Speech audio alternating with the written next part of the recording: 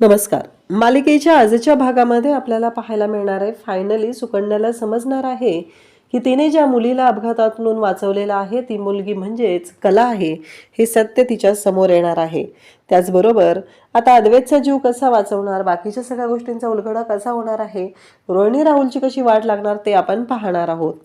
तर इकडे अनामिका आता अद्वैतच्या रूममध्ये आले. तिने तसली धूपची अगरबत्ती जी असते ते धूप अद्वैतच्या बेडखाली ठेवलेलं आहे आणि त्याचबरोबर ज्या ज्या ठिकाणी इनहेलर ठेवलेले होते कलाने तिथले सगळे इनहेलर तिने शोधून घेतलेत. म्हणजे अगदी कुठल्याही कोपऱ्यात जरी अद्वैत पडला, त्याला त्रास होऊ लागला, तरीही एकदम हाताच्या अंतरावर इनहेलर ठेवलेले होते. ते इनहेलर तिने गोळा केलेले आहेत आणि ते इनहेलर हातात घेतलेले आहेत आणि ती आता तिथून निघून चाललेली असते. तेवढ्यातच अद्वैत तिथे येतो. धावत ती निघालेली असते. या सगळ्या गोष्टी घडत असतात, परंतु इकडे अनामिकाला जराही लाज वाटत नाही. बाहेर रोहिणी आणि राहुल उभे आहेत. ते तिकडून तिला विचारतात काम झालं का, तेव्हा ही सुद्धा सांगते की हो, काम झालेलं आहे. त्याचबरोबर इकडे पाहायला मिळतं की हे सगळं जेव्हा घडत असतं तेव्हा मात्र तेवढ्यातच जिना चढून अद्वैत वरती येताना दिसतो आणि आता मात्र वाट लागलेली असते ती म्हणजे अनामिकाची. तिला कळायचं बंद होतं की हे सगळं काय घडतंय, कारण अद्वैत तर वरती येतोय, आता आपण पकडले जाऊ शकतो, म्हणून ती दरवाजाच्या आड लपते. इकडे रोहिणी आणि राहुलला सुद्धा टेन्शन आलेलं असतं की आता अद्वैत वरती आलाय तर काय होणार, हा मोठा प्रश्न उभा असतो. आणि त्याच वेळी इकडे आता रोहिणी राहुल म्हणतात की आता ह्या अद्वैतने पाहिलं तर नसेल ना, तिला काही प्रॉब्लेम होणार नाहीये ना. अरे चुका तुम्ही करताय तर ऑब्विसली त्याची शिक्षा सुद्धा तुम्हाला भोगावी लागणारच आहे. पण हे तिघही आता कोपऱ्यात जाऊन लपून राहतात. अद्वैत रूममध्ये आलेला असतो आणि त्यानंतर अनामिका रूमच्या बाहेर येते आणि दरवाजा ओढून जाते. अद्वैत सोफ्यावरती बसलेला असतो मोबाईल बघत. त्याचं काम चालू असतं आणि तिथंच तो मोबाईल ठेवतो आणि तसाच सोफ्यावरती तिथे झोपी जातो. त्याच्या डोक्यात त्याचे विचार असतात. जे काय घडतंय ते खूप विचित्र असतं. त्यालाही माहिती नसतं की काय होणार आहे. हे तिघजण बाहेर वाट बघत बसलेले असतात. आणि त्याच वेळी इकडे अनामिका म्हणते की एखाद्याचा जीव घेण्यासाठी आगीचीच गरज नसते, धुराने सुद्धा जीव घेता येतो. आणि त्याच वेळी इकडे आपल्याला पाहायला मिळतं की सुकन्या पाणी घेऊन आबांच्या रूममध्ये येत असते आणि अचानक तिचा पाय घसरतो आणि ती खाली पडते आणि तिच्या हातातला ग्लास जो असतो काचेचा आणलेला तो फुटतो. आबांना इकडे टेन्शन येतं. इकडे सुकन्या म्हणत असते सॉरी सॉरी सॉरी. तेव्हा आबा म्हणत असतात की हे बघ, अपशकुन झालाय, काच फुटली, अपशकुन झालाय. आबा खूप हायपर होऊ लागतात. तेव्हा सुकन्या तिथे येते आणि म्हणते नाही, असं काही नसतंय, असं नका विचार करू तुम्ही, असं सुकन्या सांगू लागते. तेव्हा मात्र इकडे पाहायला मिळतं की ह्या सगळ्या गोष्टी घडत आहेत त्या विचित्र अशा पद्धतीने चाललेल्या असतात आणि त्याच वेळेस ज्या गोष्टी घडलेल्या आहेत त्या अशा पद्धतीने असतात याचा विचारही कोणी केलेला नसतो. आणि मग मात्र इकडे सुकन्या ते सगळी काच गोळा करते आणि म्हणू लागते की नाही आबा, काही नाही होणार. बरं मला सांगा, हे सगळं पुसून घ्यायचंय मला, कापड कुठं आहे. तेव्हा आबा म्हणतात की अगं कापडवरती टेरेसवर असतं, टेरेसकडे जातो, असं आबांनी सुकन्याला सांगितलेलं असतं. सुकन्या म्हणते मी आलेच घेऊन, बघा असं काही नसतंय की नाही, मी तुम्हाला सांगते की नाही, असं म्हणत सुकन्या आता कापड आणण्यासाठी टेरेसकडे जाते. खरं तर सुकन्याला काहीच माहित नाहीये, पण सुकन्या ज्या पद्धतीने सगळ्या गोष्टी करत आहे ते मात्र पाहण्यासारखं असतं. अगदी व्यवस्थित शोधून सगळ्या गोष्टींचा शोध घेत असते आणि मग ती सगळ्या गोष्टी अगदी मनापासून करत असते. इकडे हे तिघजण खूप आनंदात असतात. अद्वैतला खोकला यायला लागलेला असतो, त्या धुराचा त्याला त्रास होऊ लागलेला असतो आणि या तिघांना मात्र आनंद होत असतो. हे तिघही म्हणत असतात की खरं, चला आता घरी मजा येणार आहे, अद्वैत आता संपणार आहे, म्हणजे सगळ्या गोष्टी आपल्या मनाप्रमाणे होणार आहेत, असं या तिघांचं चालू असतं. आणि त्याच वेळी सुकन्यावरती येते आणि ती विचार करते की कोण खोकतंय, कोणाला काय झालंय, म्हणजे अचानक खोकला एवढा येतोय, नक्की काय झालं असेल. असं म्हणत सुकन्या आता अद्वैतच्या रूमकडे जाते आणि आवाज देऊ लागते की अद्वैत सर तुम्ही ठीक आहात ना, अद्वैत सर तुम्ही ठीक आहात ना. पण आतून काही आवाज येतच नाहीये. तेव्हा तिला काळजी वाटू लागते. ती दरवाजा उघडते आणि आत जाते. झालं, या तिघांचा प्लॅन इथेच फ्लॉप झालेला असतो. हे तिघजण पाहतच राहतात, कारण सुकन्या आता आत पोचलेली असते आणि सुकन्याने तिथे जाऊन अद्वैतची अवस्था पाहिलेली असते. अद्वैतला त्रास होत असतो. सुकन्या थोडी घाबरते आणि ती म्हणू लागते की असं कसं झालं, कारण ह्या गोष्टी अशा कशा झालेल्या आहेत, यांना त्रास होतोय अस्थम्याचा. मग तुमचं इनहेलर कुठे आहे असं विचारते आणि ती शोधायला सुरुवात करते. थांबा सर, काळजी करू नका. दरवाजा उघडलेला आहे, पण सुकन्याच्या पण पटकन लक्षात येत नाहीये की खिडक्या उघडणं गरजेचं आहे. अद्वैतला प्रॉपर ट्रीटमेंट म्हणजे प्रायमरी ट्रीटमेंट देण्यासाठी तिचे प्रयत्न चालू असतात. जोरजोरात हाका मारू लागते, सरोज मॅडम, रॉकेट दादा, सरोज मॅडम, रॉकेट दादा असं म्हणत ते आवाज देत असते. आणि तेवढ्यात ते सगळेजण धावत येतात. सुकन्याने सगळीकडे इनहेलर शोधलेला असतो आणि मग सुकन्या सरोजला विचारते, सरांना अस्थमाचा त्रास आहे का? तेव्हा सरोज सांगते की हो. मग इथे इनहेलरच नाहीये, मी सगळीकडे शोधून झालाय. मला काय वाटतं माहितीये का, खाली आबांच्या रूममध्ये असेल. असं म्हणत ती म्हणते की मी आलेच. आणि मग ती आबांच्या रूममध्ये जाऊ लागते. आणि जेव्हा ती आबांच्या रूममध्ये जाते तेव्हा मात्र आता आबांच्या रूममध्ये गेल्यानंतर धावत ती इनहेलर घेते. आबा म्हणतात काय झालंय? तेव्हा सुकन्या सांगते की अद्वैत सरांना अस्थमाचा त्रास होतोय, मी त्यांना देऊन येते. आबांना काळजी वाटू लागते की अद्वैतला काय झालं तर नसेल ना, अद्वैत ठीक असेल ना. तेव्हा आबा म्हणू लागतात की काय झालं असेल माझ्या अद्वैतला, अद्वैतला काही होता कामा नये. एवढंच आबांच्या डोक्यात सुरू असतं. आणि तेव्हा मात्र सुकन्या म्हणते की आलेच मी. असं म्हणत सुकन्या आता घाईतच इकडे आबांकडून इनहेलर घेते आणि ती घाईतच जात अद्वैतच्या रूममध्ये येते. काही झालं तरी ती एक नर्स आहे, तिला माहिती आहे की एखाद्या पेशंटची ट्रीटमेंट कशी करायची, त्याचा जीव कसा वाचवायचा. इकडे अद्वैतची अवस्था खूप वाईट होत असते. त्याला कळत नसतं की त्याला काय होतंय. सुकन्या धावाधाव करत असते, सरोज तिथं असते आणि सुकन्याने धावत जाऊन इनहेलर आणलेला असतो. तोपर्यंत रॉकेटने त्या रूममध्ये जो धूर झालेला आहे त्यासाठी जे जे त्याला प्रयत्न करता येतील ते त्याने केलेले असतात. आणि त्याचबरोबर आता खिडक्या वगैरे उघडल्या जातात. इकडे आपल्याला पाहायला मिळतं की जेव्हा या सगळ्या गोष्टी घडत असतात तेव्हा अद्वैतला आता इनहेलर दिल्यामुळं त्याला बरं वाटू लागलेलं असतं, त्याला आराम वाटू लागलेला असतो. तर इकडे सरोज म्हणते की आता बरं वाटतंय ना तुला अद्वैत? आणि रॉकेट, हे सगळं काय झालंय? अचानक हे सगळं कसं घडलं मला नाही माहिती. नक्की आपल्याला विचार करावा लागणार आहे असं इकडे यांच्या डोक्यात सुरू असतं. परंतु त्याचवेळी रोहिणी राहुल सुद्धा तिथे धावत आलेले असतात. त्या अनामिकाकडे इनहेलर होता, पण तिने अजिबात तो दिलेला नाही. म्हणजे जराही तिच्यातली माणुसकी जागी झालेली नाहीये हे आपल्याला पाहायला मिळतं. कारण एवढं निर्लज्ज कोणी असत नाही. इतक्या खालच्या थराला जाऊन वागलं जातं हे म्हणजे चुकीचंच आहे. तेव्हा मात्र इकडे अद्वैत आता बरं वाटतंय म्हणतो. सुकन्या त्याला पाणी देते आणि म्हणते पाणी घ्या. सुकन्याने पाणी दिलेलं असतं आणि म्हणते की काळजी करू नका, आता बरं वाटतंय ना, मी खाली जाऊन आबांना सांगून येते. आबा काळजी करत आहेत ना, मी त्यांना सांगून येते म्हणजे त्यांनाही बरं वाटेल. आणि मग सुकन्या खाली जाते. सरोज आबा इकडे अद्वैतला सावरत असते की अद्वैत हे कसं झालं, अचानक ही गोष्ट अशी कशी झाली असं सरोज इकडे अद्वैतला विचारते. आता रोहिणी, राहुल, अनामिका यांचा मात्र पारा चढलेला असतो. त्यांचा प्लॅन सरळ सरळ फ्लॉप झालेला असतो आणि त्यांना कळायचं बंद झालेलं असतं. ते दोघंही आता विचार करू लागलेले असतात. इकडे अद्वैतला प्रश्न पडलेला असतो की त्याच्या रूममधले सगळे इनहेलर गायब कसे झाले आणि ही परिस्थिती अशी का ओढवली, हा प्रश्न अद्वैतच्या पुढे असतो. सुकन्या मात्र विचार करत असते. ती आबांना सांगायला चाललेली असते. ती म्हणते की मला एक कळत नाहीये, बरोबर मी त्याच ठिकाणी इनहेलर का शोधले आणि सरोज मॅडमनी पण तिथेच शोधले, मला कसं माहिती? मला हे सगळं म्हणजे वेगळं असं काय वाटतंय? आणि त्याचबरोबर मला या सगळ्या गोष्टी, मी पहिल्यांदा अद्वैत सरांच्या रूममध्ये गेले होते पण मला सगळं ओळखीचं का वाटत होतं? मग सुकन्या खाली येते, आबांना सांगू लागते की आता अद्वैत सरांना बरं आहे, आता ते आउट ऑफ डेंजर आहे. तेव्हा आबांना ती विचारू लागते की मला एक कळत नाहीये की नक्की काय झालेलं होतं, कळेल का मला, असं म्हणत ते आबांना विचारते.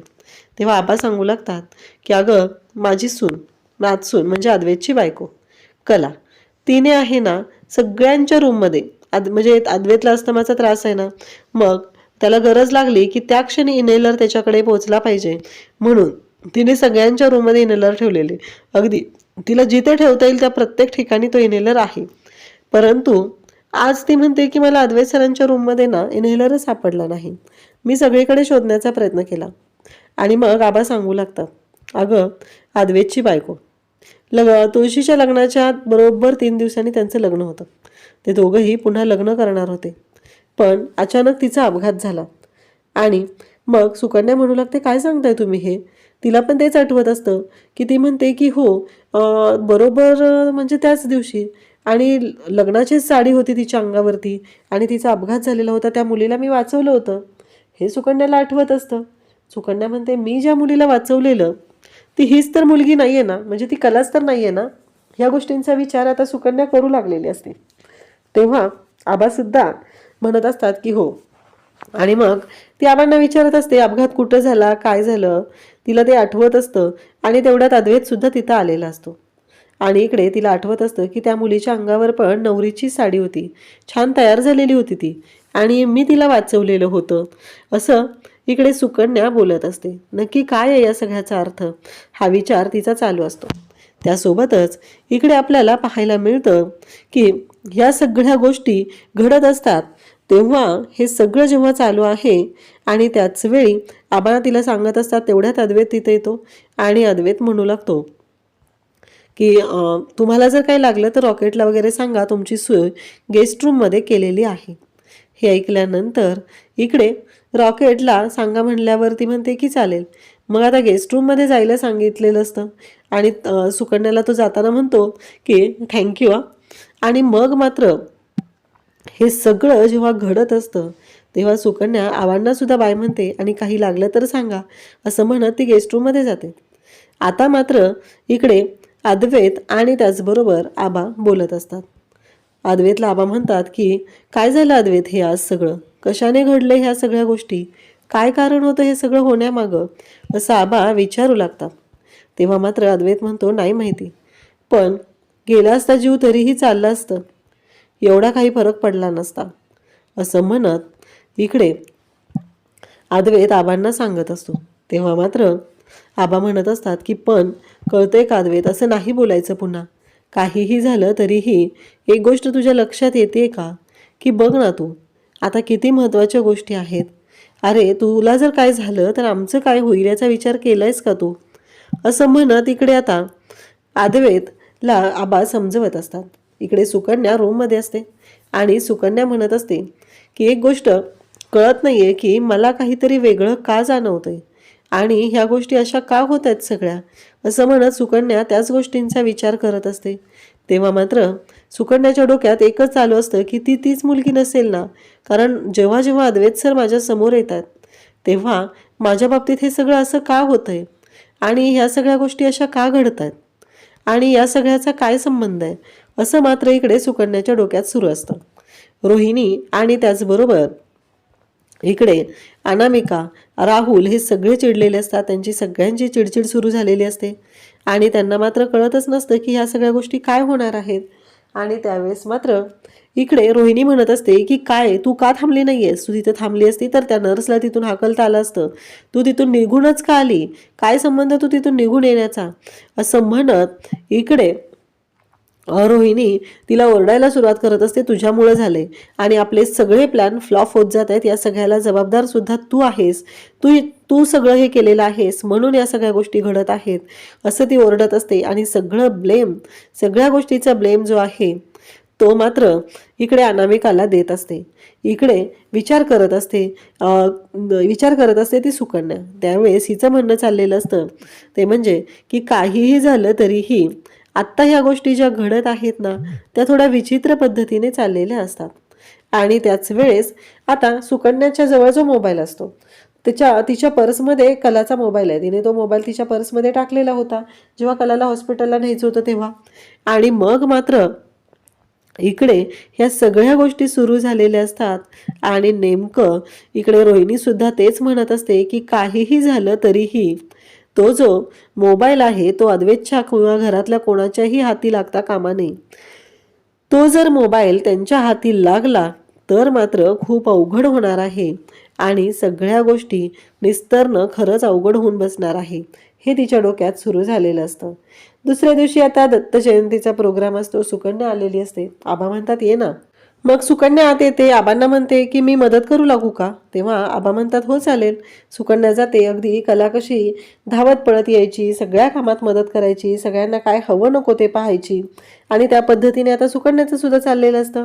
आणि ते पाहून आबा म्हणतात की चालेल कर तू, असं आबांनी सांगितल्याबरोबर आता सुकन्या सुद्धा मदतीला लागते. आबा सरोजला म्हणतात की ही मुलगी अगदी कलासारखी उत्साही आहे, हिच्यामध्ये ना तो उत्साह भरभरून वाहतोय असं आबांना जाणवतं आणि आबांनी त्या क्षणी बोलून दाखवलेलं असतं. इकडे अद्वैत कॉफी घेत असतो. अद्वैतचं चालू असतं, सुकन्याच्या डोक्यातनं विचार जात नसतात. अद्वैत सुद्धा त्या विचारात असतो. अद्वैतही म्हणत असतो की हे सगळं काय घडतंय, या सगळ्याचा काही अर्थ आहे का, हा विचार अद्वैतच्या डोक्यात सुद्धा सुरू झालेला असतो.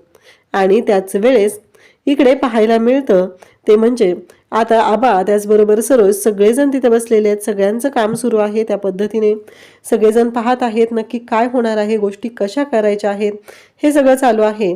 आणि सुकन्याच्या डोक्यातून तो जातच नाहीये विचार. ती म्हणते की मला ना खरंच असं का वाटतंय राहून राहून की मी ज्या मुलीला वाचवलेलं आहे ती मुलगी कलाच आहे, हा विचार ती करत असते. तेव्हा मात्र इकडे आता सगळेजण तिथं आहेत आणि ती म्हणते की पण मला कलाचा एकही फोटो बघायला मिळालेला नाहीये. मला असं वाटतंय की अद्वैत सरांच्या रूममध्ये कलाचा नक्की फोटो मिळेल. इकडे सगळी पूजेची तयारी सुरू झालेली आहे. अद्वैत आरती करण्यासाठी उभा आहे आणि श्री दत्तगुरूंना तिथे नमस्कार करून सुकन्या म्हणते की मला काही करून तो फोटो शोधायलाच लागणार आहे. जर तो फोटो मिळाला तर गोष्टी खूप सोप्या होतील, हा विचार आता तिने केलेला असतो.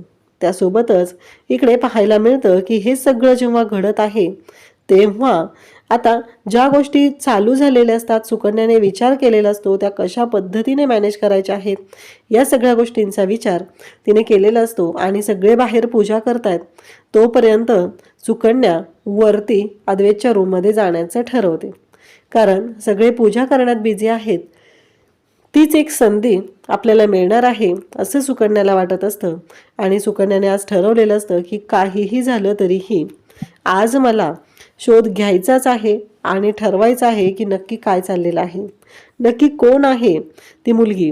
कदाचित ती मुलगी म्हणजेच ही कला तर असेल जिला मी वाचवलेलं आहे. इकडे अद्वैत आरती करत असतो. अद्वैत म्हणतो आबा तर खाली आहेत, मग ही का वरती गेली, ही वरती कशाला गेली, एवढंच इकडे अद्वैतच्या डोक्यात सुरू असतं. कारण त्याचं बारीक लक्ष असतं आणि तो मात्र विचार करत असतो की नक्की कशासाठी वरती गेलेली असेल. आणि इकडे कला अद्वैतच्या रूममध्ये आलेली असते. अद्वैतचं लक्ष असतं की ही मुलगी वरती गेलेली आहे म्हणजे नक्कीच काहीतरी रिझन आहे आणि म्हणून अद्वैत सुद्धा तिच्या मागे जाण्याचं ठरवतो. तर उद्याच्या भागात आपल्याला पाहायला मिळतं की सुकन्याने कपाट उघडलेलं आहे, सगळीकडे शोधाशोध करत असते आणि ज्या पेटीमध्ये अद्वैतने इथे बंद करून सगळं कलाचं साहित्य ठेवलेलं आहे ती पेटी इकडे सुकन्याने उघडलेली आहे. आणि जेव्हा ती पेटी उघडलेली असते तेव्हा मात्र सुकन्याच्या समोर जी गोष्ट आलेली आहे ती पाहून मात्र आता इकडे सुकन्याला धक्का बसतो, कारण कला आणि अद्वैतचा तो मकर संक्रांतीचा फोटो असतो आणि तो पाहिल्यानंतर सुकन्याला कळतं की ही तीच मुलगी आहे जिला मी हॉस्पिटलमध्ये ॲडमिट केलेलं होतं. आणि आता मात्र सुकन्याच्या पायाखालची जमीन सरकते. ती म्हणू लागते की म्हणजे मीच कलाला ॲडमिट केलेलं होतं आणि मी त्याच घरात आलेली आहे, हा विचार तिच्या डोक्यात सुरू झालेला आहे. आणि त्यावेळेस मात्र आता इकडे सुकन्याला कळतच नाहीये की हे सगळं काय घडतंय. त्याचं उत्तर आज तिला मिळालेलं आहे की कलाला तिने वाचवलेलं होतं.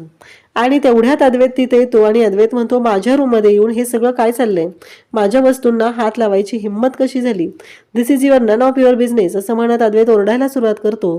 तेव्हा सुकन्या सांगू लागते की मी ज्या मुलीला म्हणजे त्या दिवशी यांचा अपघात झाला होता त्या दिवशी यांना मी हॉस्पिटलमध्ये नेलेलं होतं. अद्वैतला हे सांगितल्यावर अद्वैत म्हणतो काय, तेव्हा सुकन्या सांगू लागते की हो मीच यांना हॉस्पिटलला घेऊन गेले होते. आणि अद्वैतला अचानक त्रास होऊ लागतो, कारण कलाचा जीव वाचवणारी ही सुकन्या आहे ही गोष्ट आता लक्षात आलेली असते. आणि अद्वैत मात्र त्याच गोष्टींचा विचार करत होता. अद्वैतला तिने पाणी दिलेलं असतं, अद्वैतला त्रास तर होत असतो, पण या सगळ्यातून बाहेर काढायची जबाबदारी सुद्धा सुकन्याची आहे. आणि आता ऑब्विसली सुकन्याकडे असलेल्या मोबाईलमुळं सगळं सत्य आता समोर येणार आहे. अशाच अपडेटसाठी चॅनलशी कनेक्ट राहा. थँक्यू.